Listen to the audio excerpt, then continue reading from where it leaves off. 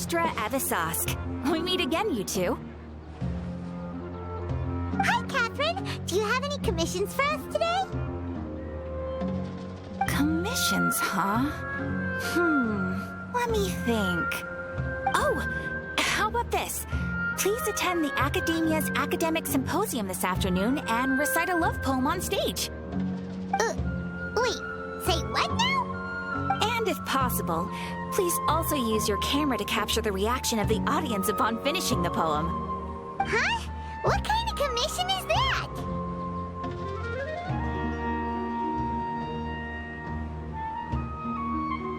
I see. It appears that you're not interested in this commission. In that case, please go to Port Armos and convince the Eremites there to spend some time volunteering at the local orphanage.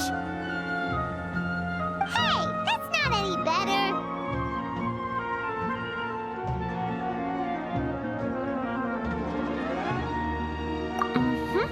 I'm sure the mercenaries will have some interesting reactions as well. Paimon's gotta ask, just who exactly has been submitting these commissions to the Adventurers Guild? Oh, the commissioner? Well, actually, I just wanted to see the two of you in action.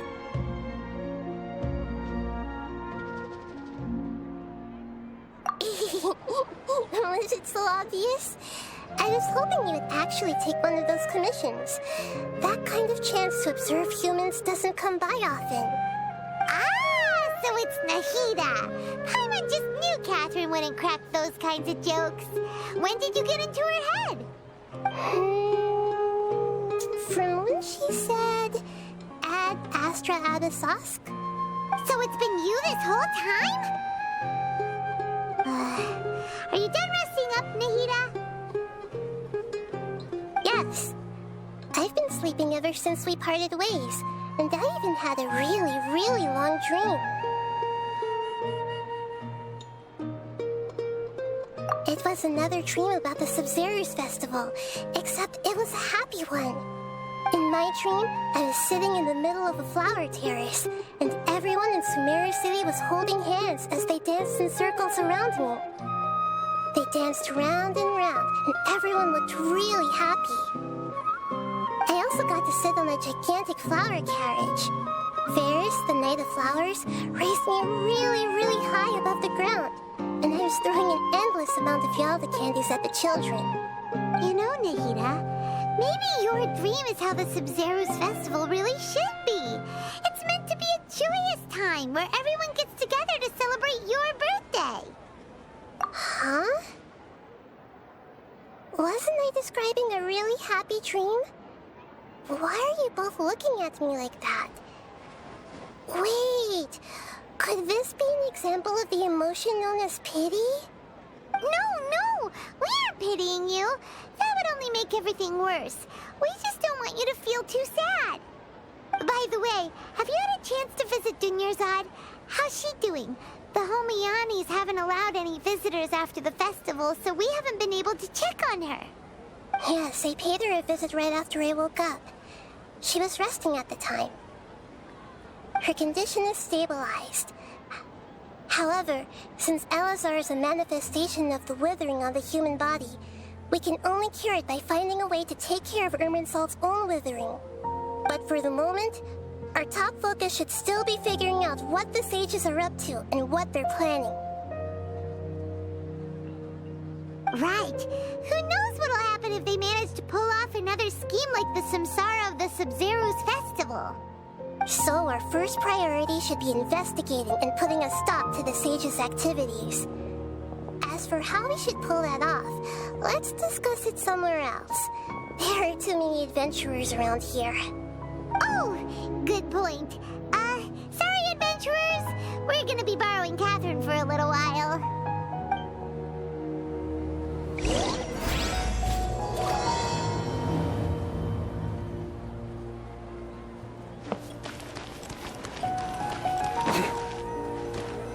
Let's continue our chat here. Okay, so do you have any ideas on how we can investigate the sages, Nahida? Actually, I've already done a little bit of work on that. But for now, I want to hear your thoughts.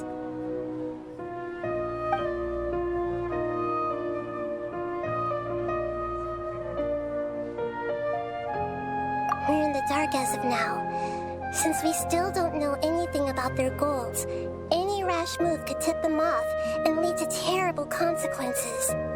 After all, every person in Sumeru City is one of their hostages.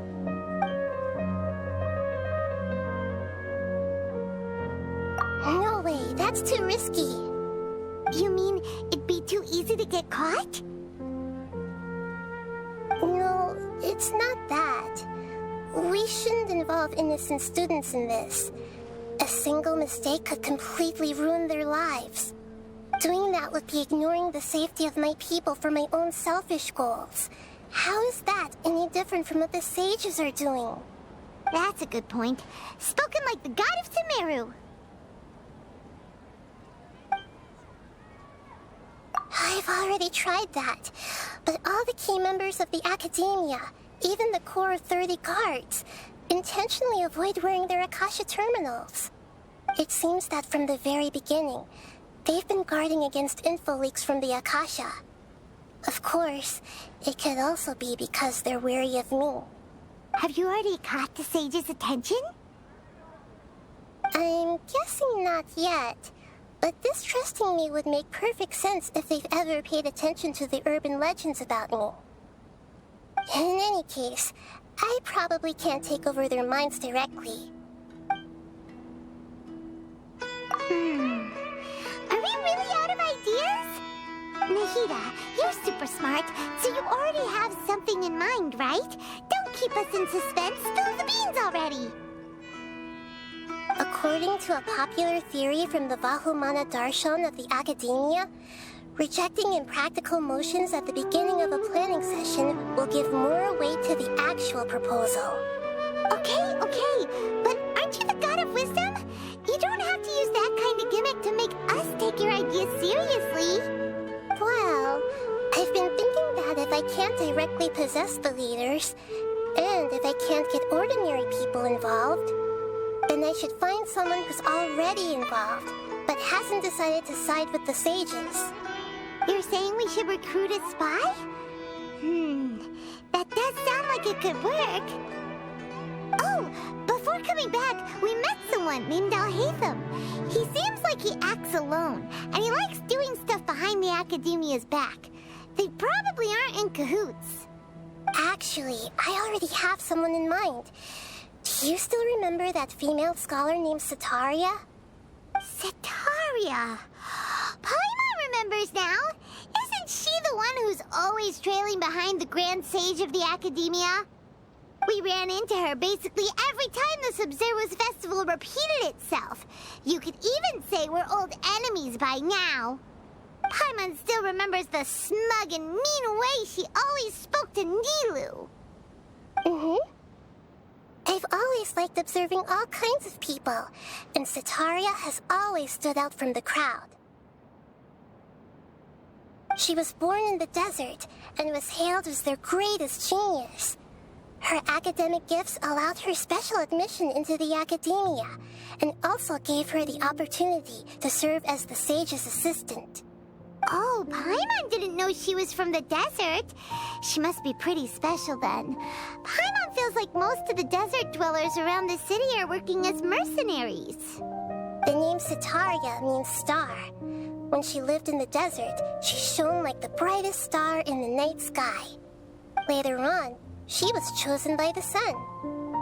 The star was given a place in the daytime sky to complement the sun's dazzling light. Soon after, the star witnessed the sun scorching the earth, which brought forth many disasters. The star began to waver.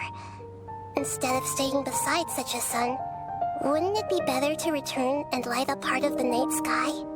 But in the end, she couldn't give up the radiance of daytime. To cope with her shame, the star buried her guilt and closed her eyes. From the sound of it, Setaria's just hung up on the research opportunities here.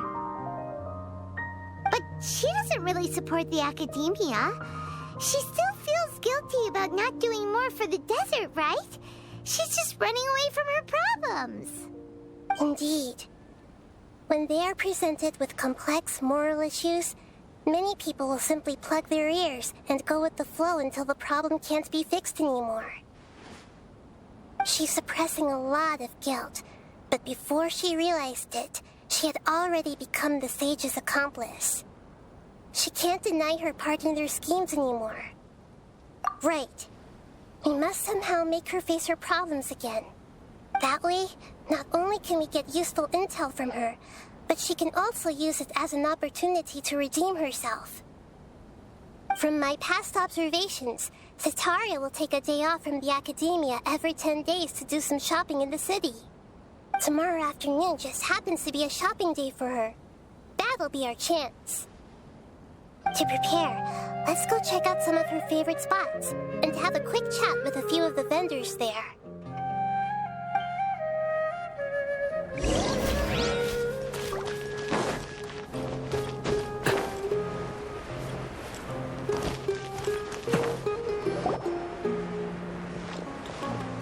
This should be Setaria's favorite fortune-telling spot. So should we ask the fortune teller about Setaria? No, I already have enough information on Setaria. The most important thing now is for you to pay attention to the vendor's talking style and key characteristics. Talking style and key characteristics? My poor lost lambs, have you become troubled over your fates? The divine voice of wisdom often echoes between mine ears. If thou be blessed today by the gods, I may be able to show you the way. Huh? Really? Nahida, you've been whispering things to her? Shh. My friend here has some doubts regarding his future. Can we get a fortune reading for him? Of course, of course. In that case...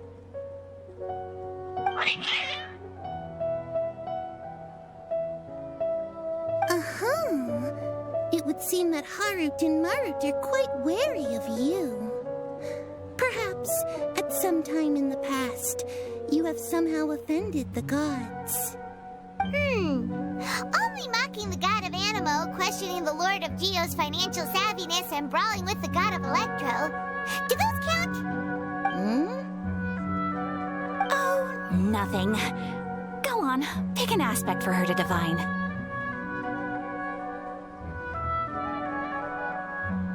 Love prospects? No problem at all.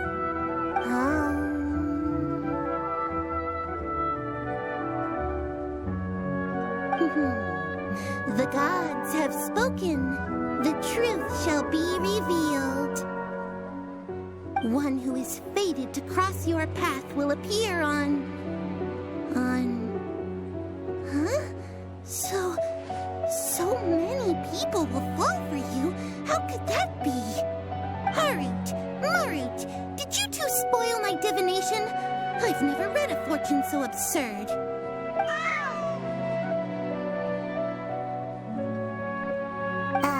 Actually, Paimon thinks this is probably the most accurate fortune-telling you've ever done. I admit that the orientation of today's celestial matrix is, suboptimal. As such, there will be no charge. Is that so? Well, that can't be helped. If you were to bring some food offerings for Harut and Marut on your next visit, perhaps they could help you reverse the wheels of fate.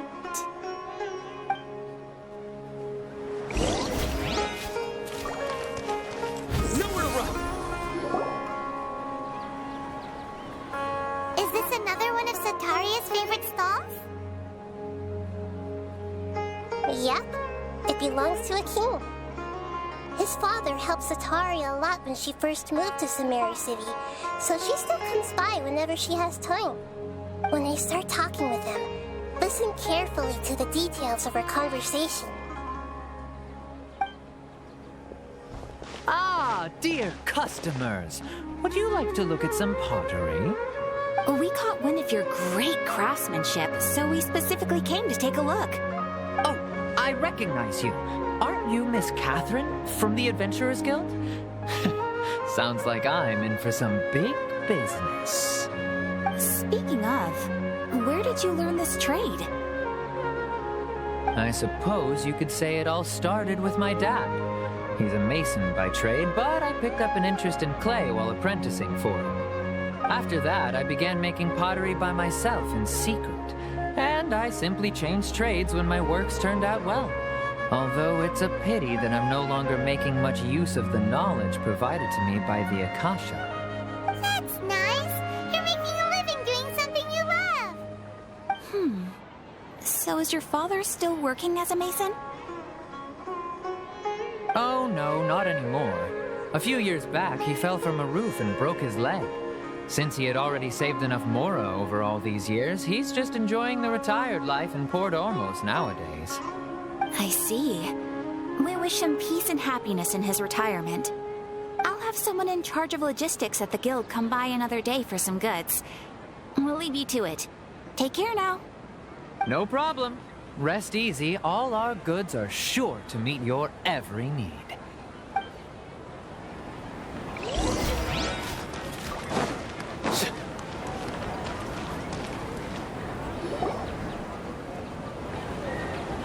This should be our final stop.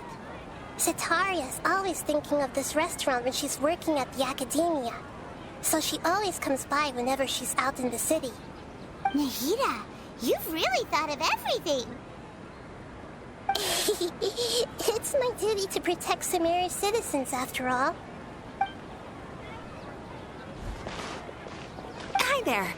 I feel like I've seen you down by the docks before. Huh? Sorry, I don't quite remember. If I recall, you were having a discussion with someone about shipbuilding at the time. Ah, that's right! I've always been really interested in feats of marine engineering. After all, I grew up in Liyue Harbor and spent my entire childhood staring at the ships going in and out of the port. I came to Sumeru to study, but failed to make it into the academia due to my lack of talent. But I'm still discussing all kinds of problems with different scholars, and I'm continuing to study and perform research from the restaurant's basement. I'm sure I'll get into the academia after their next round of exams. What an admirable spirit for learning. Amazing. Sure, but you'll find hardworking people wherever you go. So this restaurant has a basement as well? Huh. First I've heard of it. That's right. It's not usually open to patrons. Most of the time, employees use it for breaks or to hold private events. I see. Yes, that makes sense. Well, good luck with your studies, Miss Chishan. Thank you so much. As long as I can make it into the academia as an official student, I'll be happy.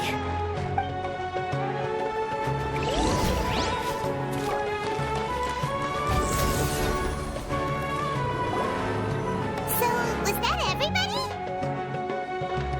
Mm-hmm. 3 familiar faces should be enough for Sitaria. What's the point of all the information we've collected? Nahida, you still haven't told us how you're planning to make Sitaria face her problems. Sitaria is already used to avoiding her problems, so we must find a way to break through her usual sensibilities. I remember that you mentioned that the Eremites in Port Ormos are all making a fuss about the upcoming resurrection of the Scarlet King. Although it's all just a boatload of nonsense, the fate of her homeland may turn out to be Sitaria's soft spot. Oh, Paimon gets it now! You want to take advantage of the guilt Sitaria feels about her homeland. Although she knows she should return home to help the people of the desert, all she's done is conspire with the sages.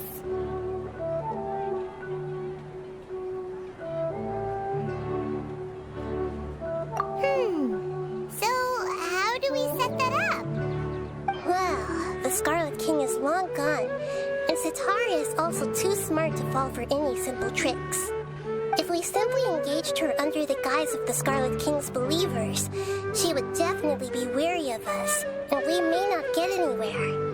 But if we were to borrow some of her close acquaintances to talk with her, her reaction would probably be very different. So, you mean you're going to possess those people we just talked to? Yep. Possess them through the Akasha. Imply that they've already converted to the faith of the Scarlet King. And then convey our made-up will of the Scarlet King. As long as everything goes smoothly, we'll get through to Sataria for sure. She'll never guess that we had anything to do with it. Ah, so that's how you're going to use all the info we collected on these people. It's so that you won't slip up and break form. Possessing them will only work if you can manage to pass off as them. Exactly. So, best of luck with impersonating them. Huh? Best of luck? But we don't know how to possess anyone. That's no problem at all. I'll just share all their senses with you once I've possessed them. As long as you're also wearing an Akasha terminal, the effect will basically be as if you've possessed them yourself. Huh. That is pretty convenient. But why does he have to do this? Can't you do it yourself? Although I've been observing humans for a while, I've never been good at imitating them. You're not wrong. It's always been painfully obvious whenever you try to pass as Catherine. If it was at all possible, I would have preferred to leave these people alone. But seeing how things are now, I probably should just accept it and push on. Yeah, don't beat yourself up over it. We're only doing this to help everyone, and we'll only be borrowing them for a little while anyway. Alright, then let's give it a go tomorrow afternoon.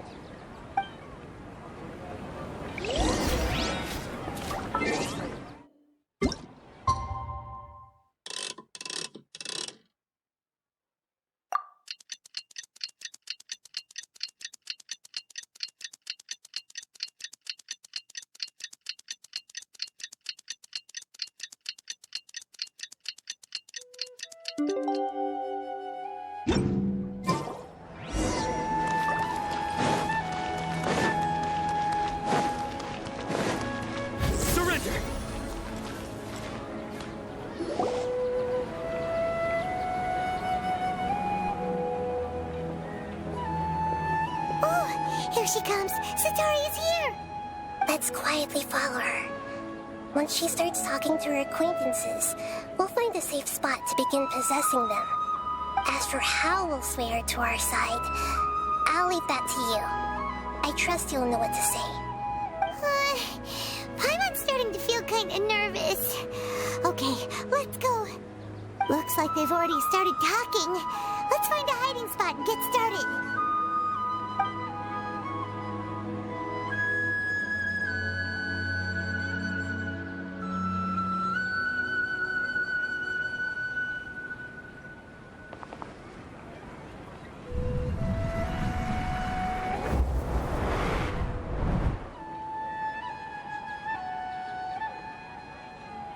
That's right. You really can't force anything when it comes to love.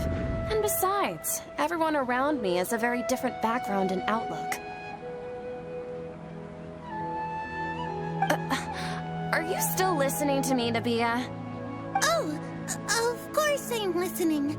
You were talking about troubles with your love life, right? I heard everything you said. Okay then. You just seemed a little distracted for a moment there.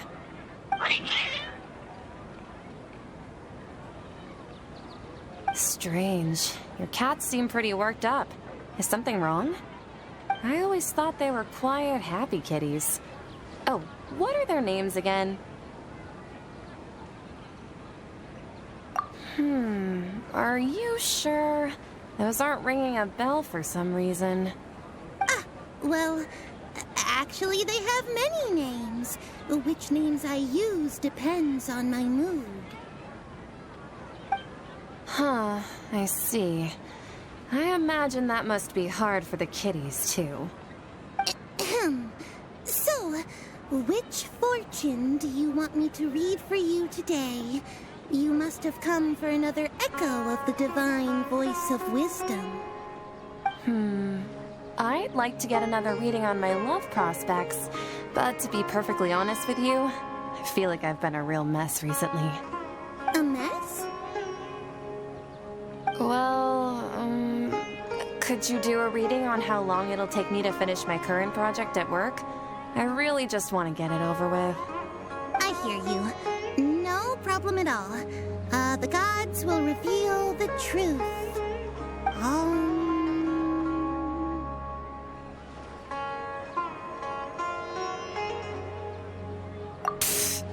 Sorry, your new laugh is just so hilarious. I couldn't help it.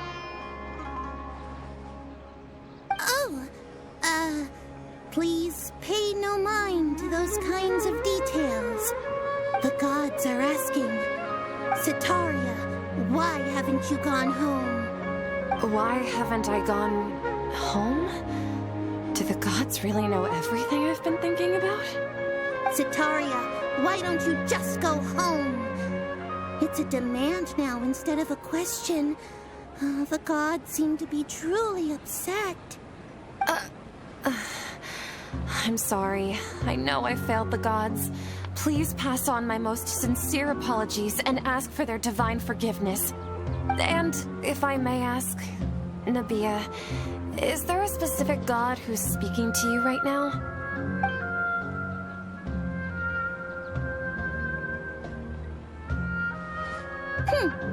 What an inconsiderate and naive question.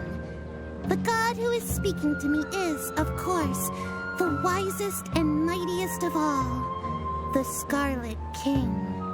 The Scarlet King? No wonder he would make such a demand of me. Oh, wait a second. The Scarlet King passed away a long time ago. Even though news of the Scarlet King's resurrection has been spreading like wildfire, it's all just a misinformation campaign from the academia. How can the Scarlet King still exist in real life? What insolence! I am the Scarlet King's most loyal believer. Do you wish to refute his voice of wisdom? Oh, no. As a child of the desert, I am only reveling in his power upon learning that his divine glory has touched even this city. I will think very carefully about his demand of me. I'm sorry. I must go now. Wait!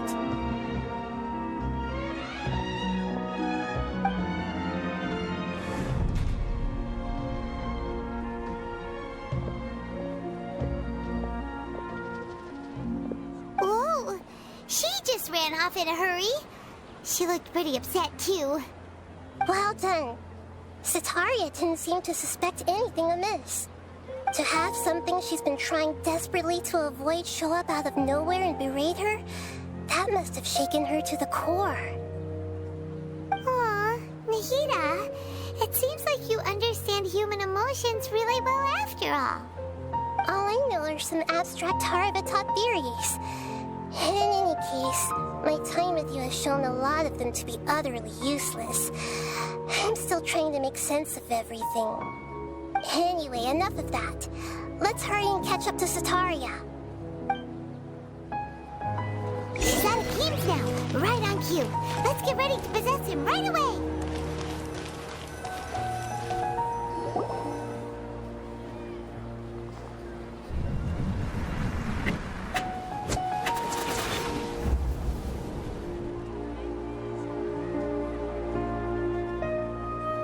It's okay. I just got caught up in something. Oh, actually, didn't you ask me to help you look for work? What kind of work were you looking for again? Oh, right. Your old man's craft. How could I forget? Speaking of, how's he doing? Is he feeling any better? Oh, that's good to hear. I've been thinking a lot about him. If I could get some more time off, I'd love to pay him a visit. Actually, while we're talking about him, is he still living in Port Ormos? Yeah, he's been retired there for a while. If you could find the time, please write him a letter. Please pass on that recently, faith in the Scarlet King has taken root in Port Ormos and has begun to spread across Sumeru.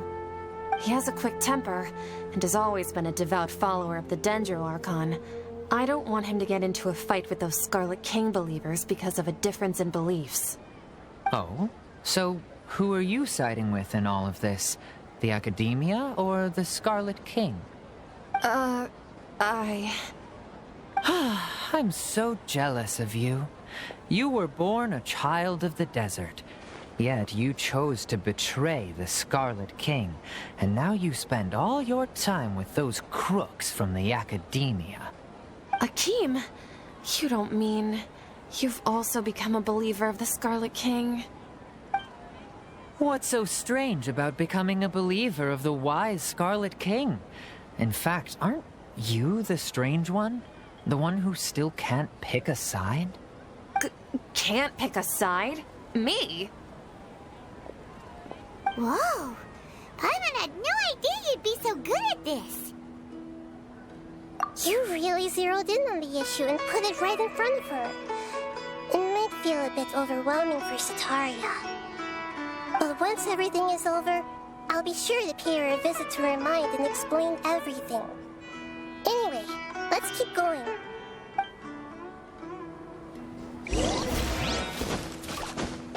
Come on! Sataria's already started talking with Shishan!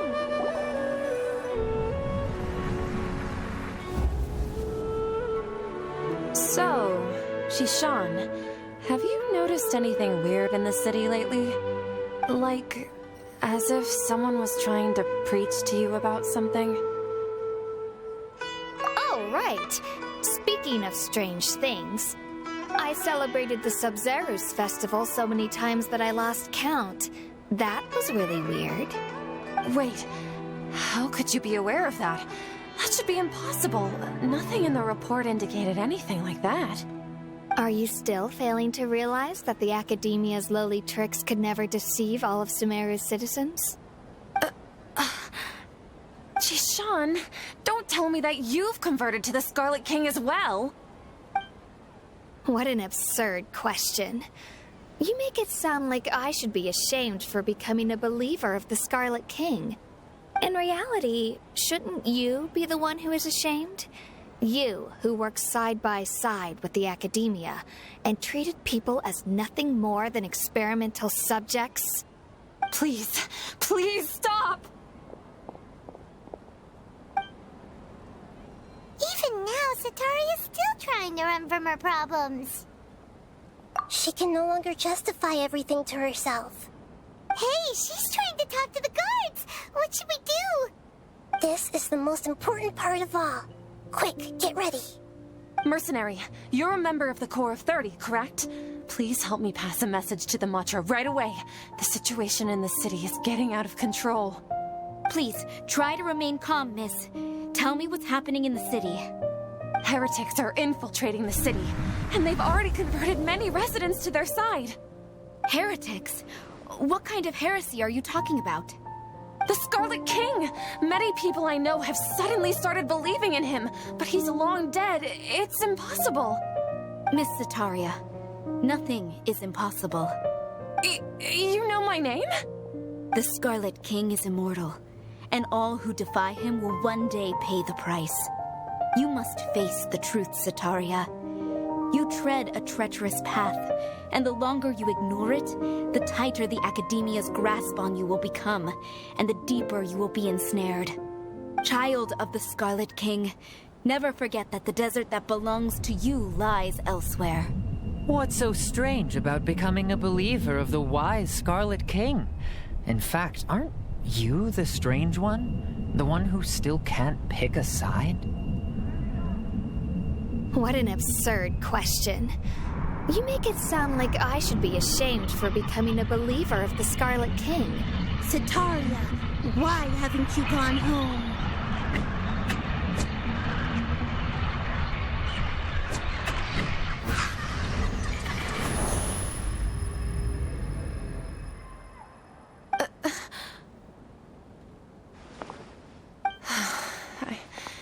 It seems that no matter where I run, I only keep finding more believers of the Scarlet King. I have to say, this is a familiar feeling. I've also been running from my guilt this whole time. Guilt over my part in the sage's plans, and from ignoring the letters from the children of my homeland. But no matter how much I may try to ignore or get rid of it, my guilt always comes back. You won't necessarily lose your research opportunities by facing the truth.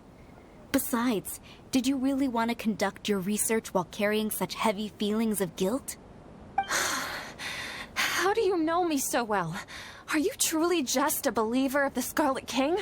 Or are you the god himself? That's not important. The important thing is to pass judgment on the academia and its sages, and to correct their mistakes. If you could provide some assistance in this matter, perhaps it could serve as a form of atonement. I've actually never believed in the gods, but I've always believed in serendipity. Your appearance must be a fated opportunity for me to get out of this wretched situation. Please tell me, what can I do for you? How much do you know about the sage's current activities? I was just one of the designers for the masked dream harvest scheme, which is what happened around the Sub-Zeru's festival.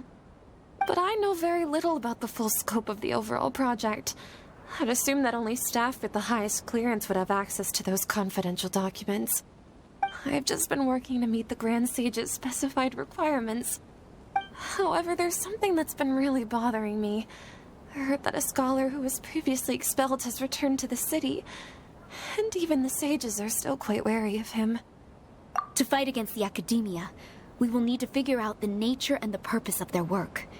Is there a way for us to get access to the confidential documents you mentioned? It should be possible if we're willing to take some risks. After all, I'm an assistant to the Grand Sage, and I've been working on many tasks outside of the project. One thing, though, I won't be able to transfer the documents to you through the Akasha once I get my hands on them. The sages have always closely monitored all activities within the Akasha. Let me see... let's use the most primitive method. Send someone to pick up the documents tomorrow evening at the Academia entrance. The Academia entrance? Wouldn't that be too conspicuous? Don't worry about that. I assure you, this won't be a trap. I'm only suggesting this location because it'll draw more scrutiny for me to leave the Academia again. It'll be safest for me to distract the guards long enough to hand you the documents. All right, I trust you. So, if I were to successfully complete this task, would it mean I've atoned for my wrongdoings? That'll depend on the judgment of the Dendro Archon. The Dendro Archon? That's right. Her people are the ones we have endangered. As the God of Wisdom, she's also the one responsible for judging and guiding the scholars. Maybe it's time for me to find a god to believe in.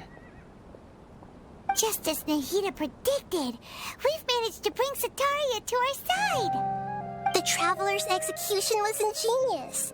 He's the one who deserves all the praise. Well, now that we've made plans to meet again tomorrow evening, all we can do is pray for Sataria's mission to go off without a hitch. Pray? But if we're going to pray to the gods, aren't we just praying to you? God of Wisdom and Guardian of the Scholars? No. The truth is the true Guardian of Scholars. I've always believed that. Anyway, let's meet again tomorrow evening at the Adventurers Guild.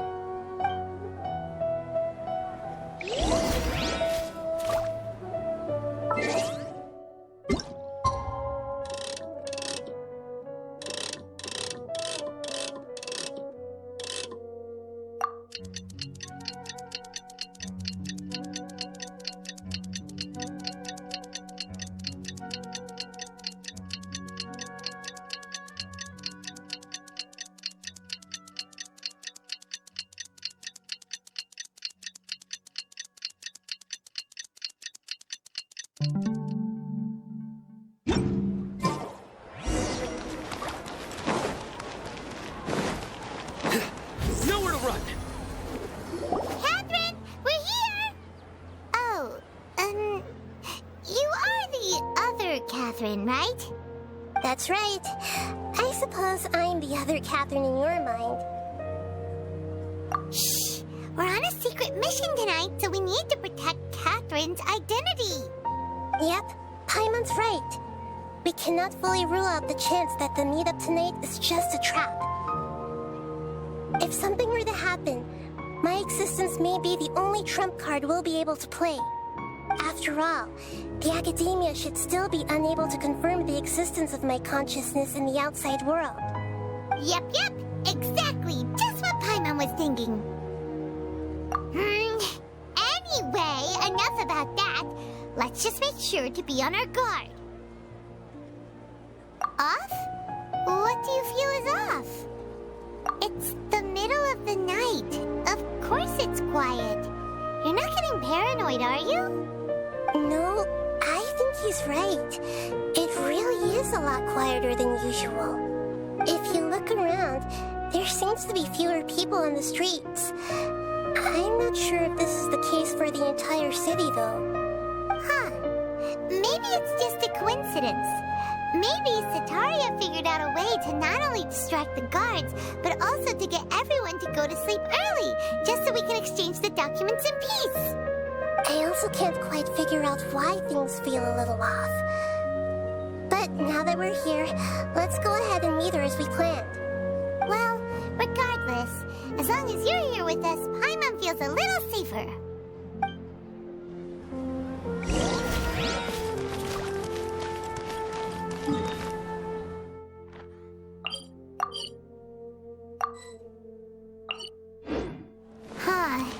There really aren't many people out right now.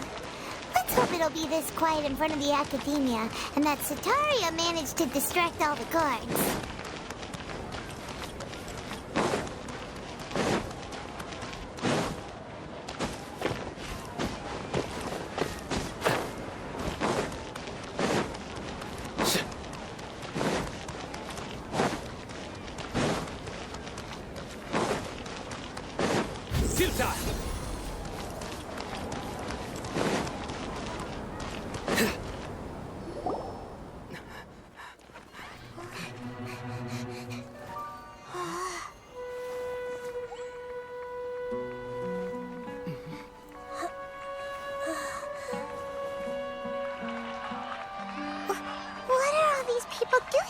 This hour of the night.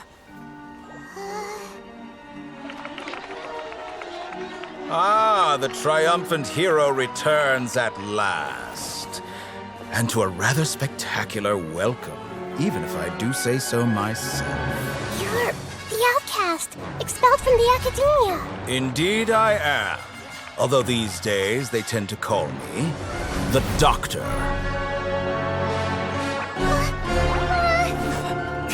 If you're looking for your researcher friend, she has already been taken into confinement. With some basic caution, she could have discovered the listening device on her person. Clearly, she lacks the degree of rigor expected of a true scholar.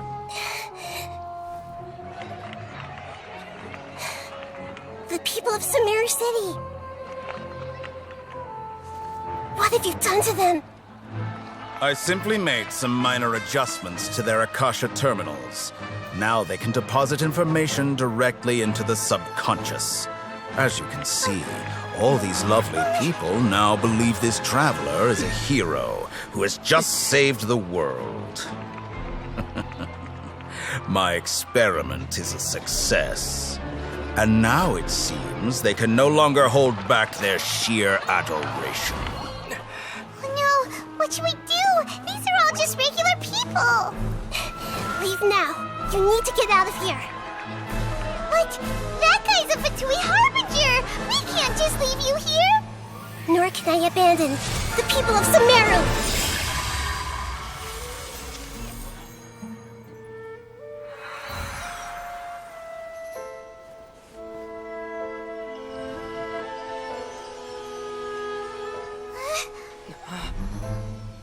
Don't worry. We'll meet again outside of the city.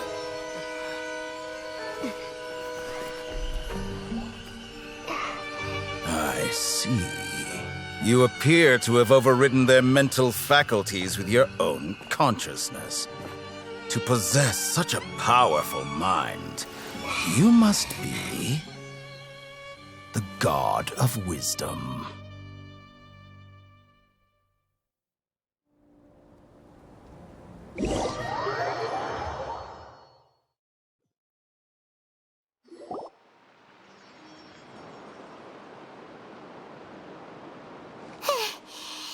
be far enough. Paimon needs to catch her breath first. Is Nahida going to be okay? We only made it out because of her. Paimon wasn't counting on running into a new Harbinger here, let alone such a high-ranking one. That guy was number 2. So scary. He called himself the Doctor. Remember, Tainari told us about him. Sataria did say that someone who once got expelled from the Academia came back recently. And that even the sages are wary of him. Yep, sounds like she must have been talking about the Doctor. Yeah, now that the Doctor's in the picture, we're no longer just dealing with the Academia. They're in cahoots with the Fatui. But what are the Fatui after this time? Another Gnosis? Yeah, things would be a lot easier with Nahida's help. Nahida said we'll meet again outside of the city. But we can't just keep waiting around, right? You mean... Oh, right! Wasn't he invited by the sages to work on some project when we were staying with him in the Vidia Forest? That has to be the same project. Even though he turned it down at the time, he might still know something. There's no time to lose. Let's go to Gandharvaville.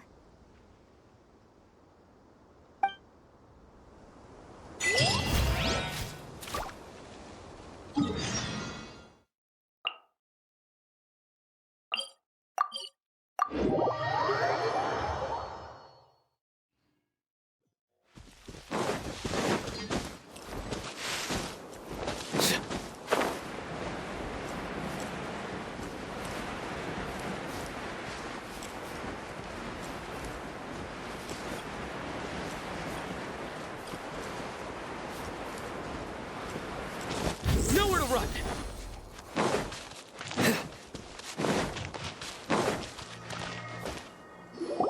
Hold it right there. A blonde-haired traveler and a floating fairy. We've got you, all right. Take a look around. You've fallen right into our trap. Are you mercenaries from the Corps of 30? Did you come here to arrest us? Corps of 30? We're nothing like those government lapdogs who don't even get scraps for their work. We are an elite brigade that commands the highest commission rate in all of Sumeru. We're here on the orders of a client known only as the Outcast. The Outcast? An outcast from the Academia? But why wouldn't the Doctor just send the Fatui after us? Still wasting time on idle chit-chat. We'll shut you up soon enough. Get them! You're up, Traveler!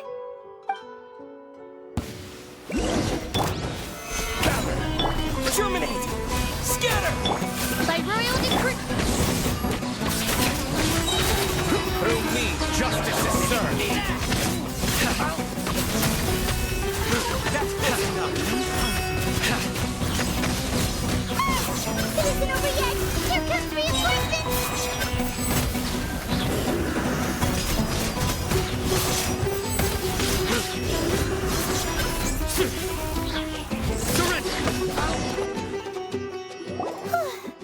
That was pretty rough. Is that what elite mercenaries are like? Yeah, looks like we'll have to keep our guards up. But this doctor guy seems like a pretty tough opponent. He knew exactly where to set up an ambush. Did he predict that we would try to find Tainari? Going up against smart people is tough. Anyway, let's keep going.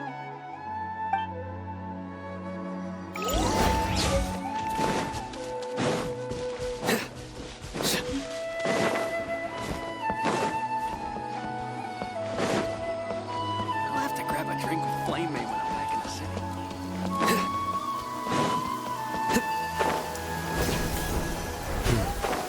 It's raining again. Oh, it's the Traveler and Paimon. What are you two doing back here? Kale! It's nice to see you again. To be honest, I'm not doing too well. My Elazar has been progressing at a faster rate lately. I'm finding it harder to complete more intricate tasks. As a result, Master Tainari is taking me off the patrol schedule. He will only allow me to stay here and coordinate other people's tasks. Oh, Kale! Speaking of Tainari, did he go off on patrol? We're here to talk to him.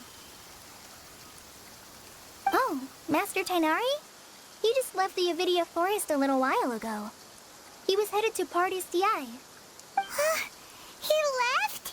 But isn't Tainari always saying that he never wants to leave the Avidia Forest?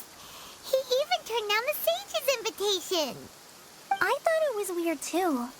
Master Tainari always prioritizes his work as a forest watcher above everything. He almost never leaves his post. No, I only found out that he left through a message he left behind. He also made sure to delegate all his tasks using a schedule. To leave in such a hurry? I'd guess he had something urgent to take care of. Master Tainari originally studied in the Amorta Darshan of the Academia, and Partis Di is something like the Amorta's research base. Many rare shrubs and grasses have been planted there for research. I know that before he became a forest watcher, Master Tainari once spent a long time conducting research at Partis Di. A research base, huh? Gotta wonder what kind of research Tainari just decided to work on all of a sudden.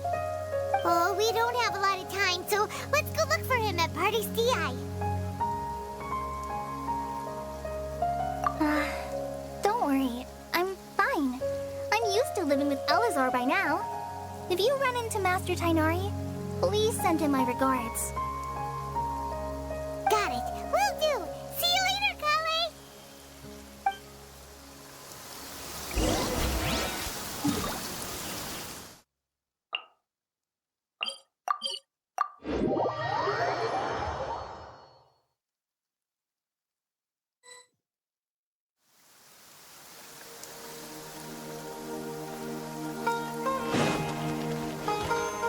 Wait! Look who it is!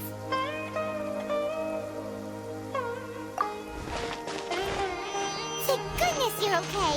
We were so worried about you. Hey! This was supposed to be a touching reunion, but you're ruining the moment! Actually, it's very smart of the Traveler to be wary of me right now. After all, the Doctor has shown that his technology can apparently even control human minds. Plus, it's not like you could have known what happened after we split up and I was facing the Doctor by myself. Even a pool of stagnant water after a torrential storm can occasionally pass as a patch of sky. Paimon feels like only the real Nahida could come up with such an obscure analogy. Huh? But I wasn't trying to win your trust or anything. All I wanted was to clarify my point. Well, we understand that point now. Please, Nahida, tell us more about what happened. Are those poor people all right? When you left, I was still in the middle of restoring everyone's minds. Thankfully, when the Doctor mentioned depositing information into the subconscious, he didn't mean engraving information into their minds. Instead, he did something closer to creating hallucinations. That was still within my power to fix. Luckily, I managed to finish my restorations and mind jump away from him just as he was about to capture me. Whew. What a relief. The Doctor sure pulled out some hidden cards, but good thing we had Nahida with us. I wouldn't be relieved just yet. I gave away my true identity when I restored everyone's minds, which means we've lost another one of our trump cards. Also, the Doctor is already an expert at modifying Akasha terminals. Maybe it's only a matter of time until he captures my consciousness inside the Akasha. Would that mean you'd no longer be able to jump between minds? Then how do we stop him? He's still at the Academia, so it's possible he already started messing with the Akasha. Ugh, it feels like he's toying with us. What a nasty piece of work. Plus, the Doctor's combat ability alone is apparently enough to make him worthy of being number 2 of the Fatui. We shouldn't give up hope just yet. The let's try to find another way to attack this problem. Actually, Nahida, how did you know we were trying to get to Party's DI? Have you been waiting for us? Yes, I have. I can see the traveler's elemental energy, so I deduced your destination by looking at the direction you were moving in. You didn't come here for sightseeing, right? Did you find any leads? We're looking for a scholar we know. His name is Tainari, and the sages once tried to reach out to him. Why don't you come inside with us and see what we can find? Okay. Let's just hope we won't get him into trouble.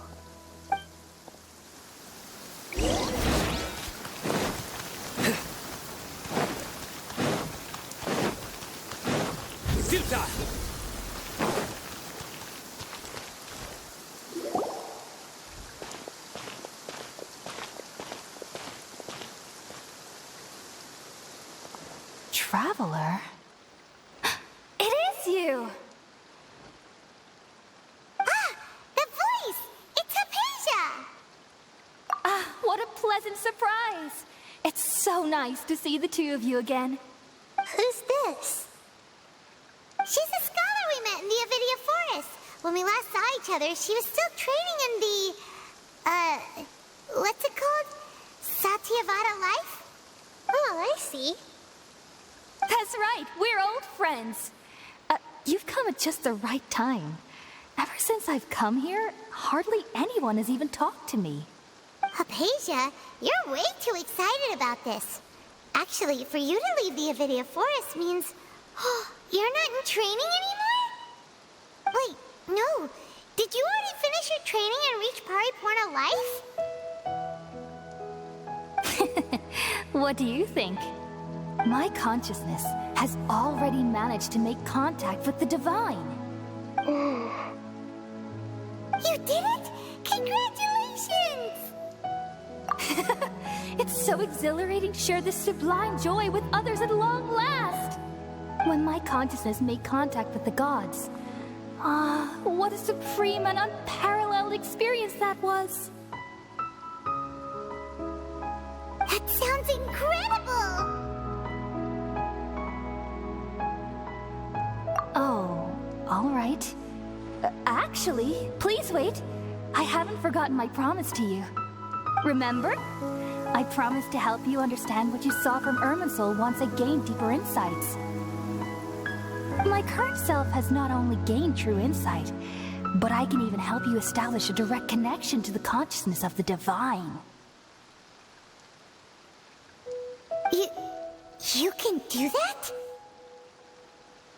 I've never heard of anything like that, but if you want to give it a try, I'll do my best to protect your consciousness during the process. Hold on. I brought some spirit borneal with me. This is still a crucial part of the ceremony. We're using that incense again? All right now. Hold my hand. I'll help you establish a pathway to connect your consciousness. Okay. Ready?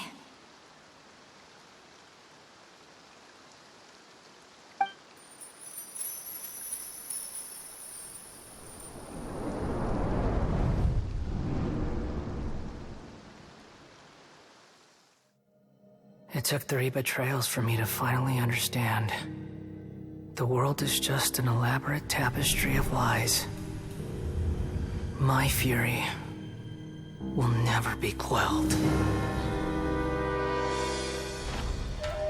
The first to betray me was a god. My creator. My mother. Valuing strength above all, she saw no worth in me and I was discarded. The second was a human. My family. My friend. Consumed by fear, he saw me as an abomination. The third was one exactly like me. A hope for the future. A fledgling barely out of the nest. Powerless before his mortality, He broke his promise to me. Humans, they can't be trusted. And the gods fill me with pure loathing. So I said good riddance. I denounced the world and laugh in its face. My chest will never again be defiled by worldly filth. I will scrub away every last trace of human emotion. Then it will be empty, a blank slate, and ready to receive a supreme gnosis, brimming with pure divinity.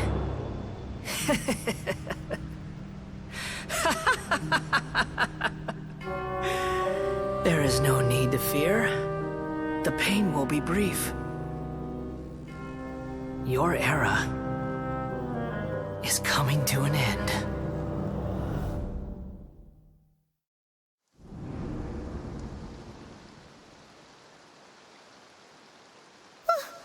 What was that? Did we actually just see the Baladier's memories? Everything matches what we know about him. But how is he connected to the divine consciousness that Hypatia was talking about? You saw it, right? You felt it, right? Such a majestic god! Such a noble will! Such sublime emotion! Alas, shame. If only that which beats within my chest wasn't a filthy mortal heart. Oh, great and merciful God, please grant me forgiveness and salvation. Do you understand now? I'm afraid this is no Purna life, but rather... Ah! You! Why are you so mean to me? Why is everyone hiding from me? I found divine wisdom. Shouldn't I receive praise and honor? Haven't I uncovered that light in the darkness? Hypatia? That's how I always thought everything should be. Wait. Have I already lost my mind?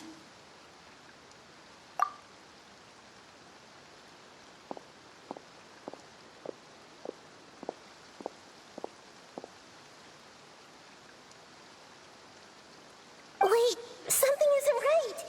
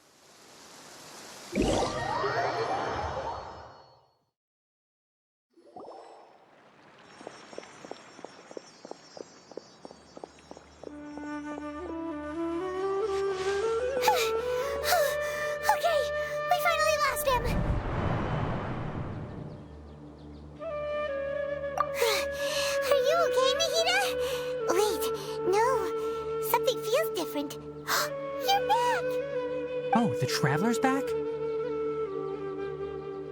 Nahida was controlling your body for a while. It seemed like she jumped over to you as an emergency measure right before the cavern puppet was destroyed. After that, Tainari heard the commotion and came over. He helped us defeat the mercenaries and then he ran with us all the way here. What? You swapped places? You mean your consciousness also went into Nahida's body? Wait, then where is Nahida's consciousness? Where is she now? I never imagined that an individual's consciousness could be transferred around like this. Had I not seen it with my own eyes, I would have never believed it. I don't think this can be achieved with current human technology. Also, while we were running, the consciousness in your body told me to pass on a message. She said, "The doctor has found a way to trap my consciousness, so I can't journey with you anymore. But even in a moonless night, a shower of starlight can still drown out illusions and lies." Oh no! Nahida's trapped in the sanctuary of Surasthana for good this time. Was that message all she left for us? It's pretty vague. Oh, that makes sense. Since the doctor captured her, she won't be able to say anything without him knowing. She's being extra careful. Even in a moonless night, a shower of starlight can still drown out illusions and lies. Huh. Paimon knows the moon illusions and lies are from the alchemical divination at the Sub-Zeru's festival. Didn't Nahida use a starlight analogy before? It had something to do with Sataria. Oh, that makes a lot of sense. Huh.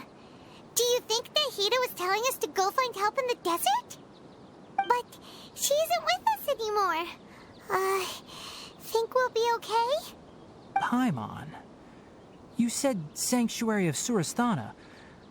Does this mean that this Nahida you're talking about, the consciousness who was occupying the traveler's body, is the Dendro Archon? Your guess is correct, but the situation's a bit complicated, so it's really hard for us to explain right now. That's all right. A scholar's curiosity doesn't need to be appeased right away. As for the complicated nature of the situation, safe to say I have witnessed that for myself. I've spent some time with you, and it looks like the Dendro Archon's also on your side, so I trust you. Thank you, Tainari. Oh, actually, we came here to ask you a question. What do you know about the project that the sages have been working on? Ah, that. While I was indeed invited to join that project, the sages were always secretive about its scope and goals, so I eventually declined. All I know is that that project has something to do with the restoration of Irminsul. Huh? Did you see something when you were in Nahida's body? What? Do you have any evidence?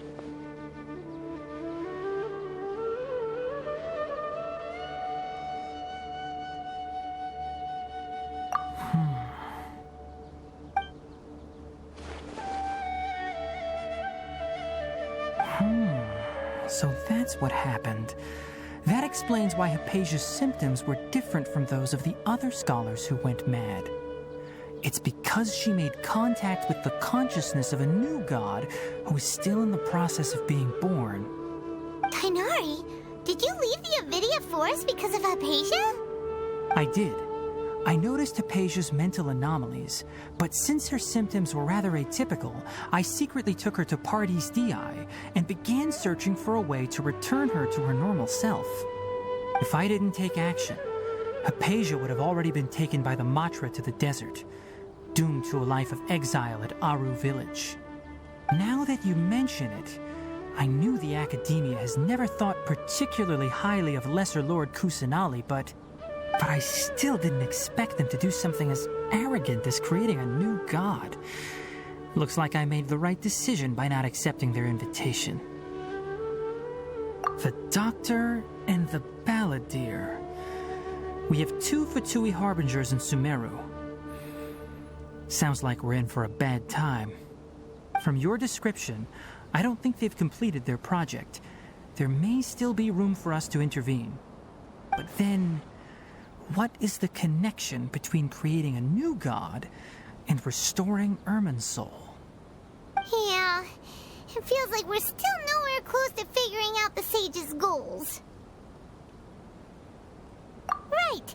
We've pretty much gone over everything we need to know, so we should head out. How about you, Tighnari? What are you going to do? I'll stay here for now. I still want to try a few more things to help Hypatia. If you're planning to go into the desert, start by heading for Caravan Rabat. That'll be your fastest route. Come find me here if there's anything else I can do to help. May the spirit of wisdom go with you. Thanks, Tighnari. Hopefully Hypatia will feel better soon. We're off then.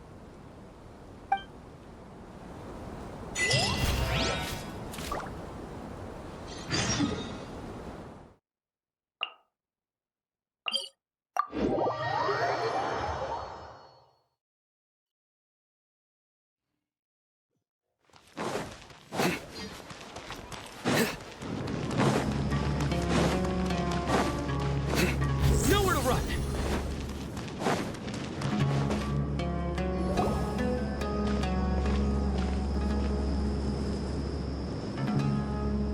We finally made it to Caravan Rabat.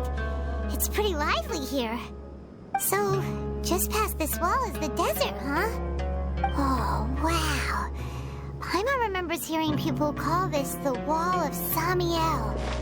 It's made to block sandstorms from the outside. Oh, if it's this tall, it's gotta be the divine work of Greater Lord Rukkhadevata, right? Enough gawking. Come on, follow me. Huh? Over here. Oh, Haytham went that way! Let's hurry up and follow him. Wonder what he's up to.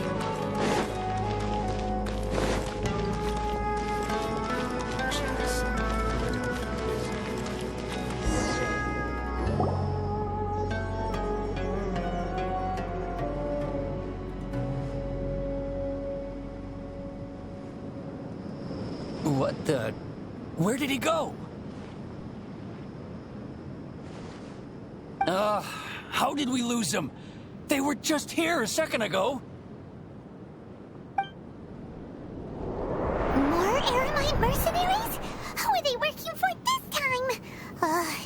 Anyway, Traveler, it seems like we were being followed again.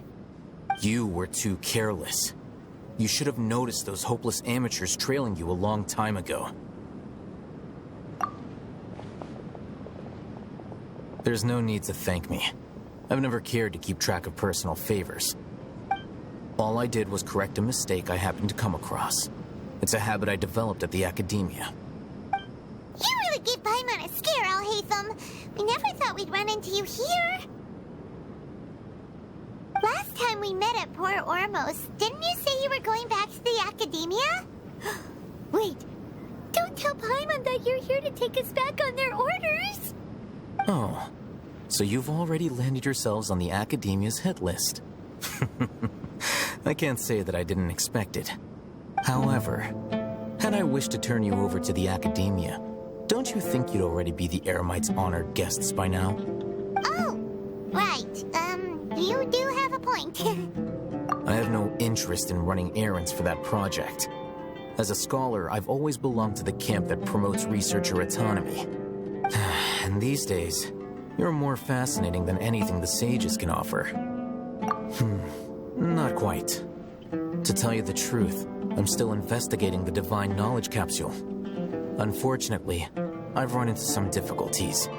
Everyone says the capsule originated in the desert and was eventually moved to Port Ormos. If I am to get to the bottom of this, I must understand how the capsule first came to be. Which brings me back to you and why you're so interesting. The leader of Ain al-Ahmar used the divine knowledge capsule right in front of you, and upon seeing him, your expression became perplexed, and you were lost in thought for quite some time. To have that kind of reaction, I think you must have realized something. Are you interested at all in sharing what you've been hiding from me?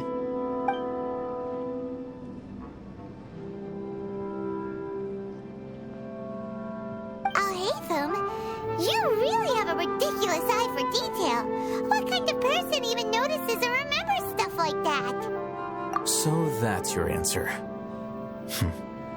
Well, I do work for the academia after all. So considering that, it is indeed wise to keep your cards close to your chest. But that does prove you do have some undisclosed information about the Divine Knowledge Capsule. Am I right?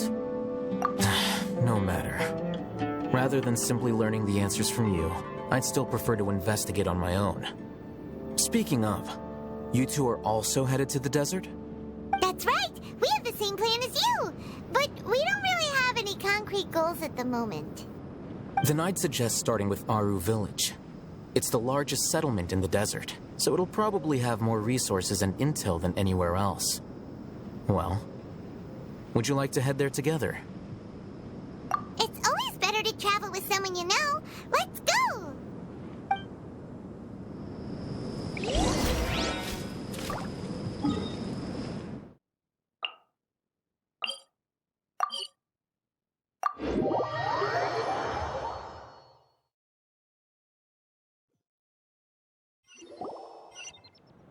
Before us lies Aru Village, the safe haven of the desert folk. Whoa, this landscape is really something else. What a cool place! Let's go check it out!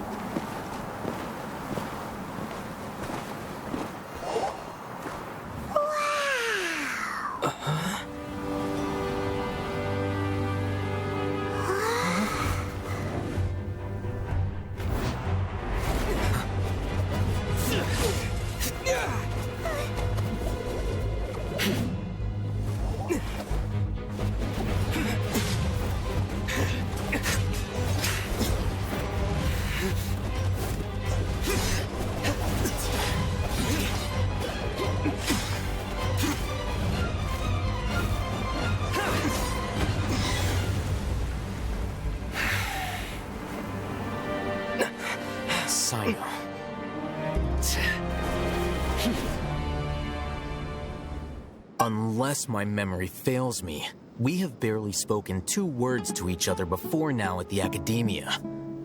Would you care to enlighten me as to when and how I invited the General Mahamatra's wrath? Oh, Hatham. Do not think you can escape my judgment just because you managed to escape my attack. Judgment? So that's how you'd characterize your actions here, is it? Or would elimination perhaps be a more accurate description? Had I used my full strength, not even this traveler would have been able to stop me.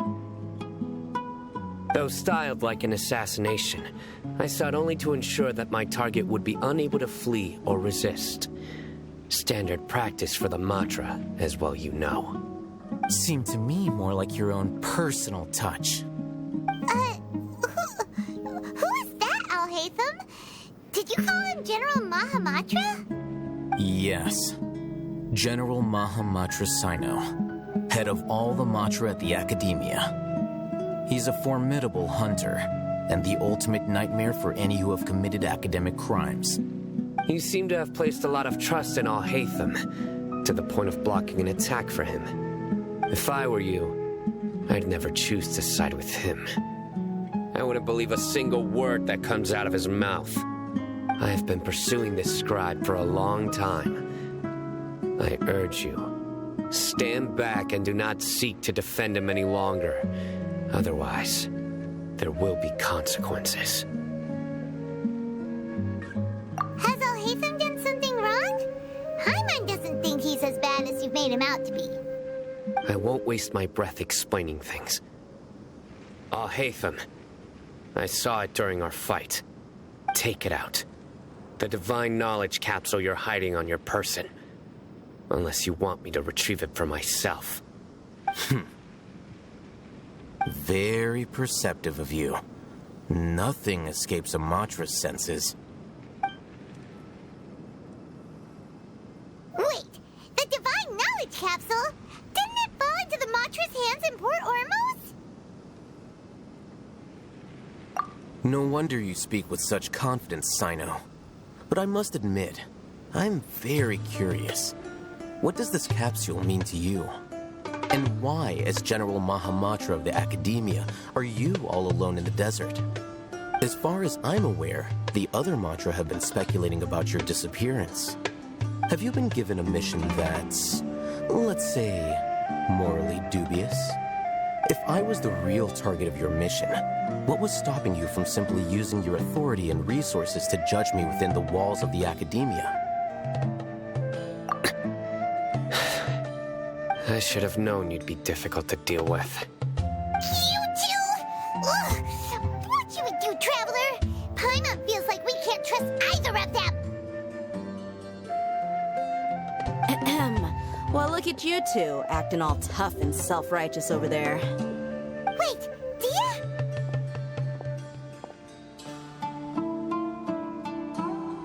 Great! Finally, someone that we can trust! You gotta help us out here, otherwise these two are gonna start fighting again! Yeah, sure looks that way. Two giants from the Academia duking it out once and for all. Not something you get to see every day, that's for sure. Listen, I know you academic types love to fill up your big brains with self-righteous morality and lord your empty rules and virtues over each other. But how dare you bring your petty disputes into the safe haven of Aru Village? It seems like someone's gonna have to beat some sense into your thick skulls until you finally learn to respect these grounds.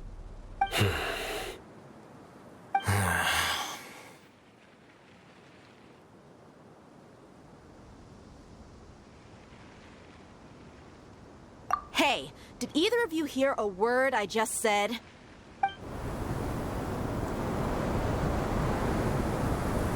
Ooh, what's going on? The wind's so strong! Is this a sandstorm?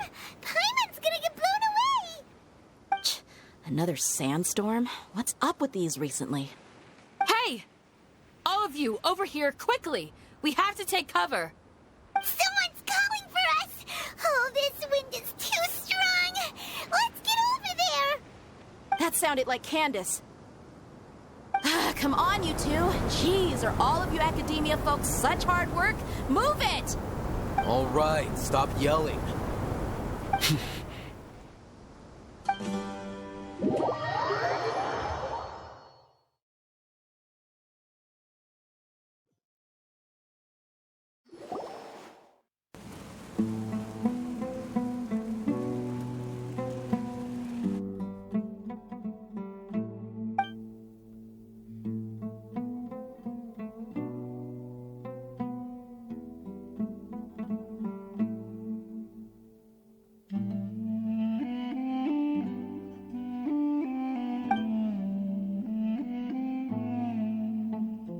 Well, this is pretty awkward.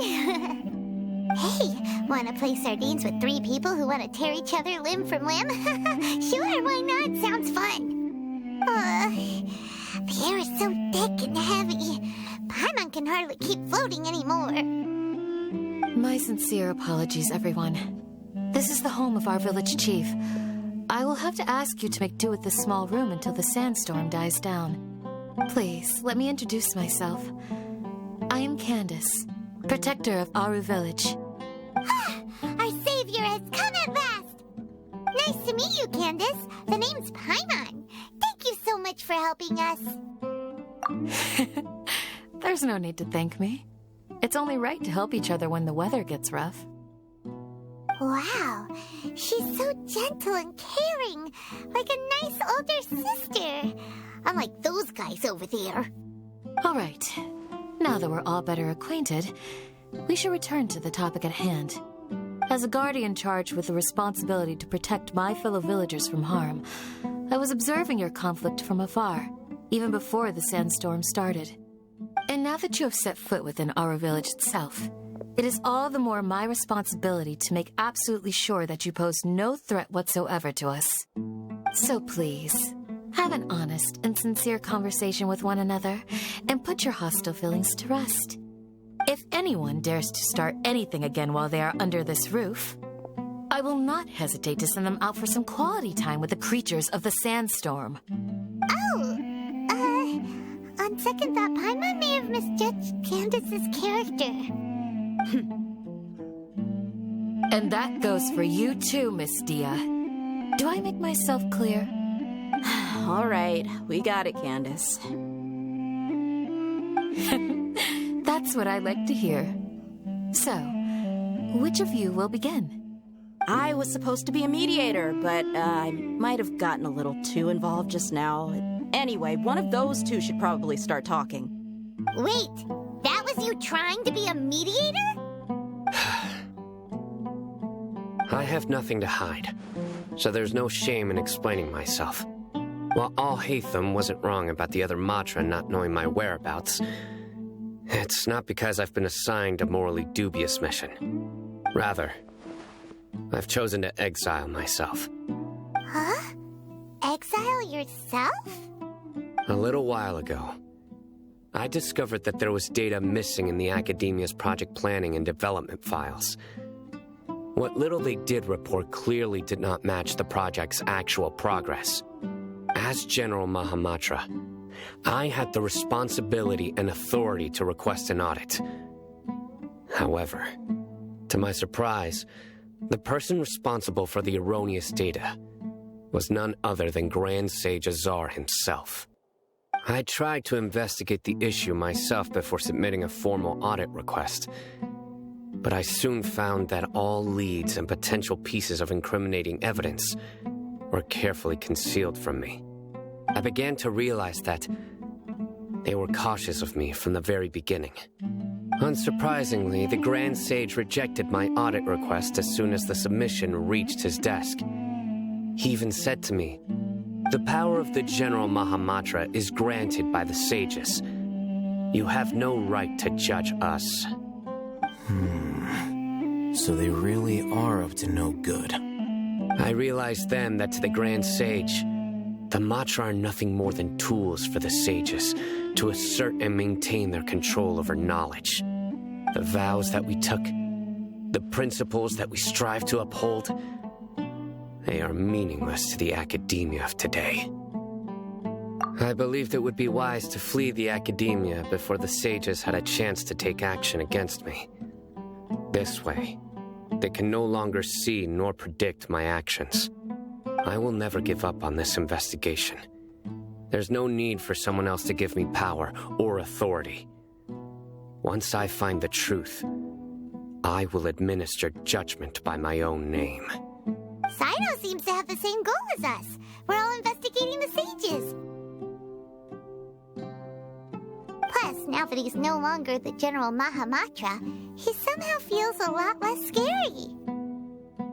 Well, Sino, if that's your story, then why did you see Al-Haytham as a target? When I was investigating the matter in the academia, I overheard a conversation between Al-Haytham and a sage. The sages asked you to investigate a blonde-haired traveler. Do you dispute this, Al-Haytham? What? Like many parts of the project, this assignment was undocumented. Now throw in your suspicious behavior with the Divine Knowledge Capsule, and I think we deserve an explanation. Yes. I was indeed tasked with investigating the traveler. Al-Haytham! After all, the promised reward was so great that hardly any scholar could have refused. The sage told me, once you've completed this assignment, I can give you a glimpse of divine knowledge. A most enticing offer. Unfortunately, those academics don't know me at all. Their words contained one key piece of information, namely that divine knowledge indeed exists. That gave me all I needed to know. From my perspective, the sages are far from trustworthy. Think about it. Isn't it a little strange they're so willing to share divine knowledge with anyone, even as a reward? So, I began my own investigation following the lead of the Divine Knowledge Capsule. In the end, I realized my wisdom in committing to this rather than collaborating with the sages. Had I been less guarded, I probably would have ended up like that Ain al-Ahmar mercenary, incapable of remaining sane for long enough to hold a conversation. You mean that the sages originally planned to dispose of you, Using one of those capsules that drive people insane? I'd already given up on the assignment by then. I only told the Academia I was waiting in Port Ormos for you to appear so they wouldn't suspect anything. So it came as quite a surprise when I encountered my erstwhile target while investigating the Divine Knowledge Capsule. Criminals do love to talk about coincidences. Even though I ran into the Traveler by chance, I had no intention of providing assistance to the Academia. Also, you should remember, you were the ones who decided to follow me and strike up a conversation after I left that tavern.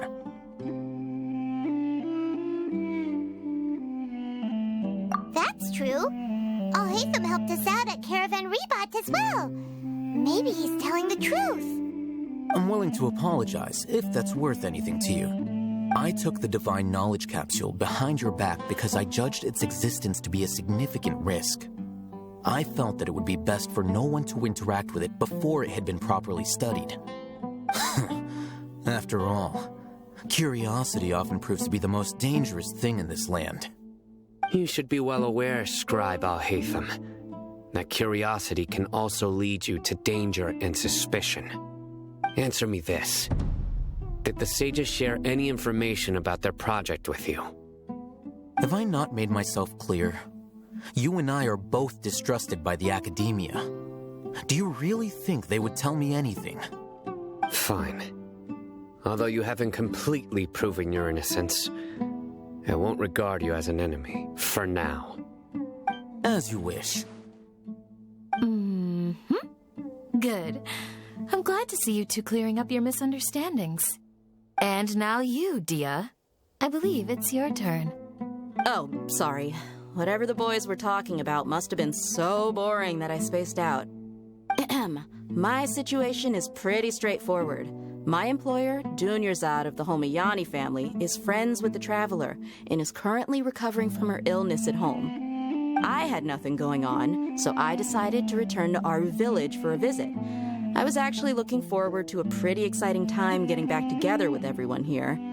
But then I saw these two random guys in the middle of a pointless argument. It ticked me off, and things went downhill from there. Is that all? Well, I will admit that definitely sounds like your style. In that case, welcome back, Dia. That's more like it. I missed you all so much, Candace.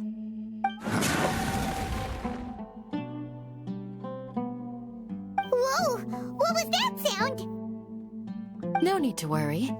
Now that you're no longer at each other's throats, please make yourselves at home. I'll take a quick trip outside to clear out some of those creatures in the sandstorm. Creatures? In the sandstorm? Are you sure you don't want some backup? Fighting in a sandstorm is not for the faint-hearted. Anyone without extensive training in these conditions is at a disadvantage. You needn't worry. Yeah, just leave him to Candace. Don't worry, she's as tough as they come.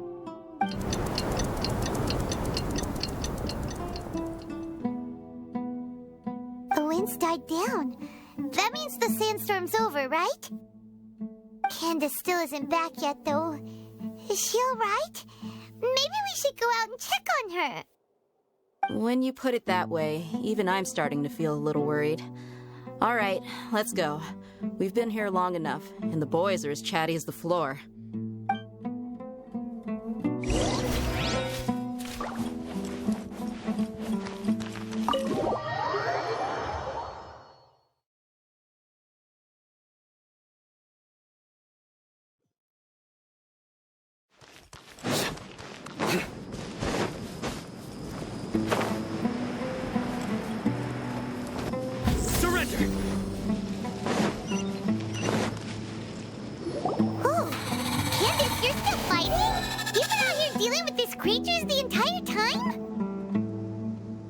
Yes.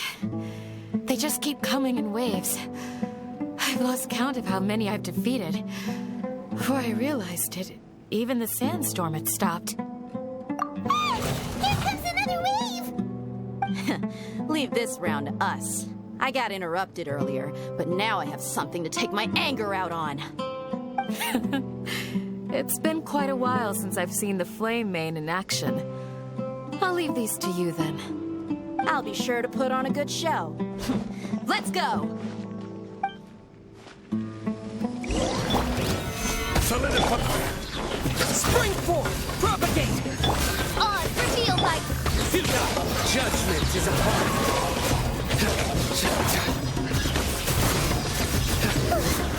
Here comes another wave! When are they ever gonna let us? The creature stopped appearing. Was that the last of them? What we fought just now was probably the aftermath of the sandstorm. So we should be safe for the time being. Well fought, everyone. No injuries, I hope. Huh? Who are you? Ah, my apologies. I haven't had a chance to greet you yet. I had my hands full taking care of the village's elderly and children. I am the chief of Aru village. Everyone usually calls me Uncle Anpu. Sir, I am also originally from the desert, but I have not been back for some time now. May I ask if such sandstorms are common? I can't say they've always been common, but recently the storms have become increasingly severe and frequent. Besides sandstorms, we also occasionally get earthquakes. According to an investigator who stayed in the village a while ago, these unusual natural phenomena are related to the withering of Irminsul. Another effect of Irminsul's withering. So, Irminsul's withering causes withering zones in the forest, and sandstorms and earthquakes here in the desert? Everything in the natural world is inextricably connected to Irminsul. These regional symptoms can indeed be a reflection of Irminsul's present state. Everyone in Aru village needs to take good care of themselves. Speaking of which, why haven't I seen a single village keeper since I got here? Village keeper? Who are they? Village guards like Candace? Does your curiosity know no bounds? Village Keeper is how Aru village refers to mad scholars exiled here by the academia. Most of them are scholars who lost their sanity after a period of training in the Avidia forest. The academia believes that their crazed mutterings may have a negative effect on the psyches of other scholars. So, they're forcibly exiled to the desert. Though if you ask me, it's all a boatload of nonsense. Alas, that's exactly what we've been trying to investigate. One by one, the village keepers have been mysteriously disappearing without a trace. But no one in the village has ever seen them leave. If you're planning to stay around the village for the next few days, I'd appreciate it if you could keep an eye out for them. I've had encounters with those people in the past. I'll see what I can do to help. The Matra are the ones responsible for their exile. Now that you're no longer with them, are you trying to alleviate your guilt and atone for your past sins? I'm fascinated by how you think. Mock me if you will, but if you are guilty, I will eliminate you, regardless of my position or identity. Oh, you're the former General Mahamatra. You must be an expert in these kinds of investigations. Thank you for your help. Is it because you're reminded of Hypatia? Oh, these poor scholars. First they lose their sanity, now this! We need to help get them back home, safe and sound. But, is it really a good idea to tag along with Sino? You seem like you really don't trust him. I'll be grateful for the assistance. No doubt you will do a better job than some of my former subordinates. Let's start by finding a spot to share what we know so far.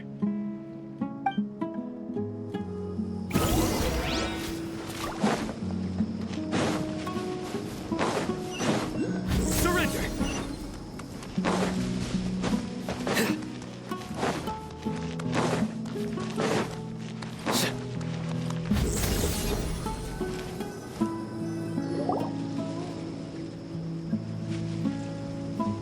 Although I've sent myself into exile, I'm still doing essentially the same things as before. Do you still have any questions for me before we start our investigation? One of my former subordinates told me that this title has its origins in a strange incident. The Academia has long exiled mad scholars to Aru Village. A mysterious phenomenon exists here. When mad scholars first arrive, they are as incoherent and deranged as before. But after spending some time here, they invariably begin to calm down. Initially, the people of Aru Village greatly resented having to take in the mad scholars. But a strange incident one night changed that. Aru Village was struck by the strongest earthquake in living memory. Seeing buildings on the verge of collapse all around him, the then chief of the village was preparing to take everyone to safety. Suddenly, he noticed a mad scholar crouching in a corner, caressing the ground with his hands. A soft, green light radiated from him, like a divine glow against the backdrop of night. Despite the powerful tremors that ripped through the ground that night, all the houses remained upright, almost as if they had grown roots reaching deep into the ground. In the end, not a single building collapsed, and no one was hurt. After that, the people of Aru Village treated the mad scholars with greater kindness, and began to refer to them as the village keepers. A soft green light? A mad scholar protecting Aru Village? What do you make of it, Traveler? Paimon thinks so too. Actually, Sino, do you know if any of the mad scholars continued to wear their Akasha terminals at Aru Village? In theory, they would continue wearing them so the Academia could still monitor their activities. With that said, the main Akasha system would no longer have any interaction with them. Oh, no wonder! Everything makes sense then! Add in the fact that they calmed down, it was probably Nahida who calmed them. If you are able to draw a conclusion from this one story alone, then it appears you possess much more information than I do. So, what do you make of the story?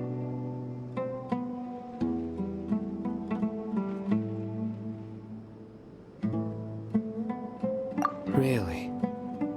Lesser Lord Kusanali. What? You don't believe us? Lesser Lord Kusanali was definitely using the Akasha to give her power to the mad scholars! No, it's not so much that I don't believe you.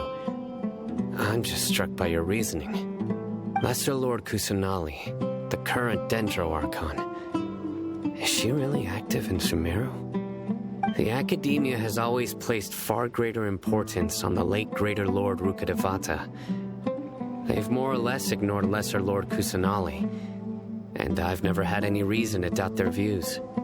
In addition, I've never heard any stories about Lesser Lord Kusanali and her deeds.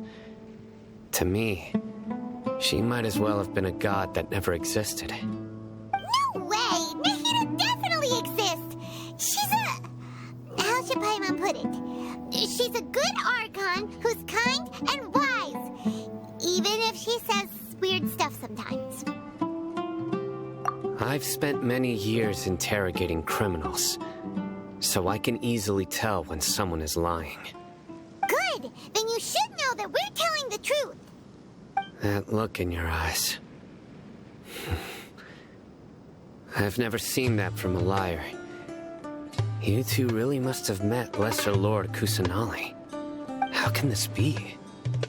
To think, our Archon has been amongst us this entire time. Alright, now it's our turn to put our skills to good use for this investigation. But easier said than done, especially since we don't have any leads. Maybe we can start by knocking on some doors. Excuse me, are you here to help me find my grandpa? Huh? Who are you? By the sounds of it, a resident of this village. My name is Isak. you'll help me find my grandpa, right? Is your grandpa a mad scholar? Hey, don't say that. Grandpa is just Grandpa. Why do you have to call him that? It's not like he's a bad person or anything. The person you're referring to is not a local, yet you are. Why do you call him Grandpa? Grandpa is just Grandpa. He's my family. I heard everything you said to the village chief. Please, you gotta take me with you. I want to find my grandpa. I swear I'll help. I won't be a nuisance. Ah, so you're the one who was eavesdropping on us around the village chief's house. I was planning to go out and take care of whoever it was, but I had a vague feeling that they didn't harbor any ill intent. Whoa. Hatham wasn't kidding about Matra having sharp senses. Sino, he's just a kid. All he wants is to find his grandpa. Let's find a way to help him. Sorry. I was only listening in because I wanted to know where Grandpa went. Honest. If you don't believe me, you can ask Miss Candace. All right. But first, let's confirm the facts with Candace.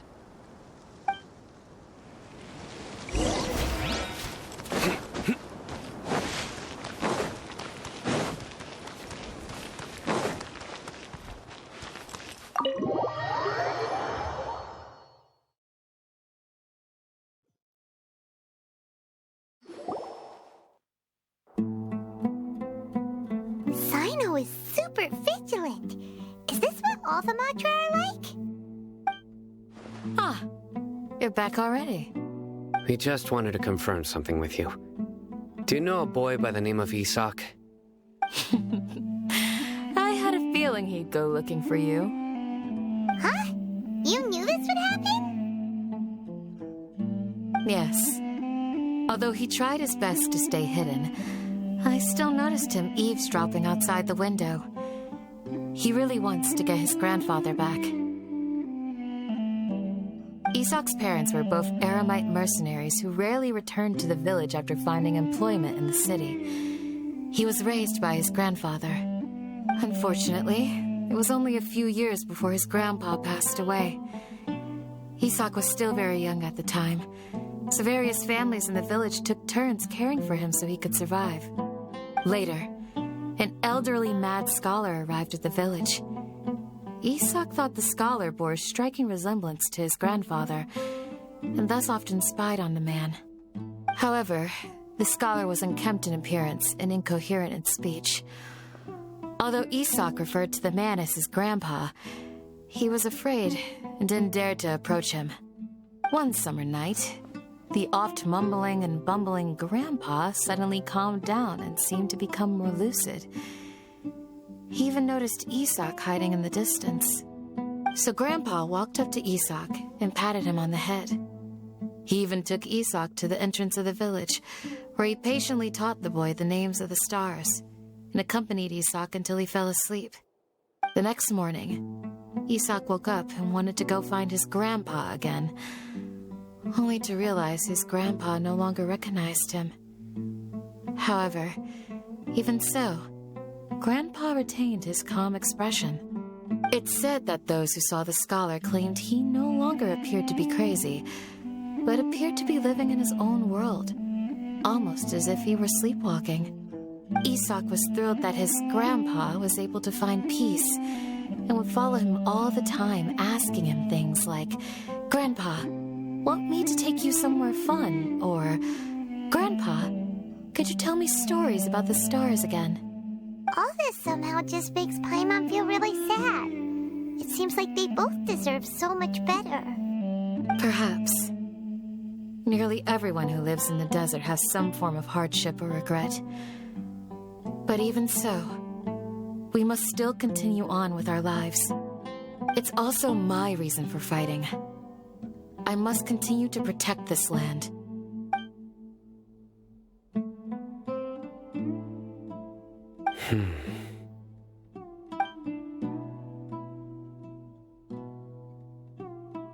Maybe the people have always had a considerate god watching over them. Huh? What did you say, Sino? No, nothing. As long as Esau keeps his word and doesn't get in our way, we can take him along. Perhaps you are more compassionate than I gave you credit for. Please accept my thanks on Isak's behalf, Sino.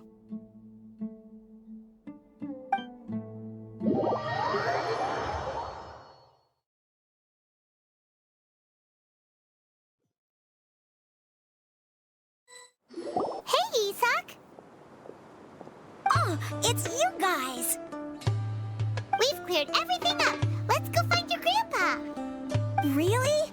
Wow! Thank you so much! Yeah! All right. Let's ask the local residents some questions first.